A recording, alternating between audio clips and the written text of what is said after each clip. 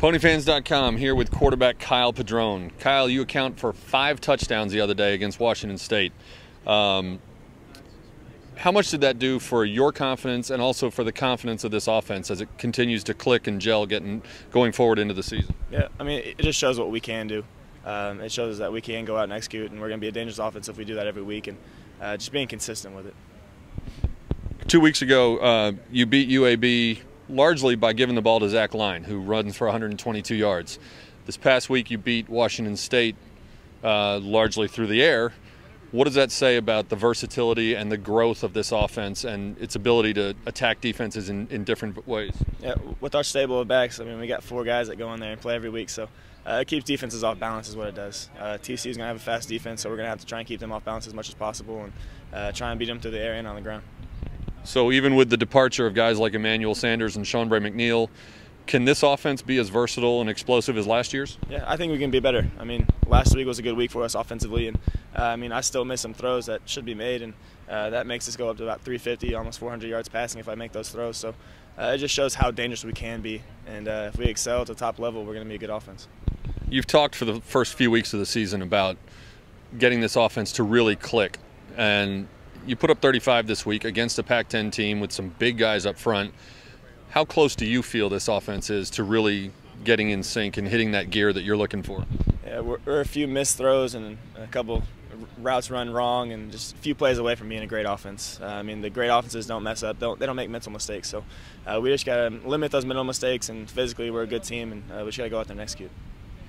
All right, you didn't play against TCU last year, but they are 30 minutes away. A lot of you guys played high school ball together. I think you have one former teammate from South Lake who's on their team. How much of a sense of rivalry do you feel going into this game and even just being around your teammates on campus, in the locker room, that kind of thing? Well, for me, it's not even the guys over at TCU. It's the friends I have over there that go to school over there, and they're already texting me and telling me some stuff. But no, I mean, the rivalry here, I mean, everybody talks about beating TCU. I've been told to beat TCU since last spring, so it's a little bit different. TCU is a little bit different game for everybody, and the entire program is excited for it. You hit Aldrick Robinson for 3 of your touchdowns the other day.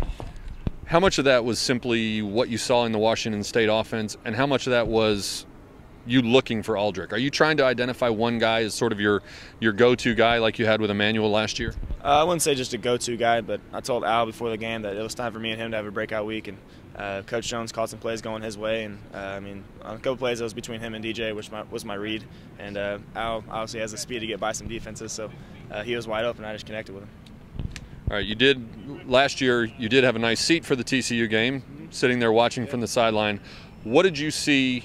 What did you learn from that game that helps you prepare for this game in terms of that, maybe even that you haven't even seen on film, but being there in person, seeing their defense live? What did you see last year in Fort Worth that's going to help you get ready for Friday night? Just preparing for their speed. We haven't been able to see that this year. Tech was probably the fastest defense we've played, but watching TCU on film, they've got a lot more speed than anybody we're going to play the entire season. And there's some plays that we watched the film from last year, and there's some plays that should have been made, and it would have made the game a lot closer. And we know that we got to go out and execute and just be on top of our game. You used to play on Friday nights. Is it any different preparing in a short week, getting ready to go on Friday rather than Saturday? It just takes one day away from rest. Usually Mondays we watch film and go out here and run and lift and stuff, but I just took away that day, and we watched the film over the weekend, and we were out here ready to practice on Monday. TCU's best defensive players from last year, Jerry Hughes, Darrell Washington, they're now in the NFL. You've been studying their film, though. What does their defense look like to you? Is there any difference? Are they as good, as explosive? How's their defense compared to last year's? I wouldn't say they lost anything, really. I mean, yeah, they lost 2 great players, but Tank Carter's, he's a great linebacker as well. So, I mean, their front seven's pretty impressive, and even in the back end, they got a lot of speed. So, like I said earlier, we just got to go out and be in our top game. Do you and your teammates talk about the national TV audience being on ESPN?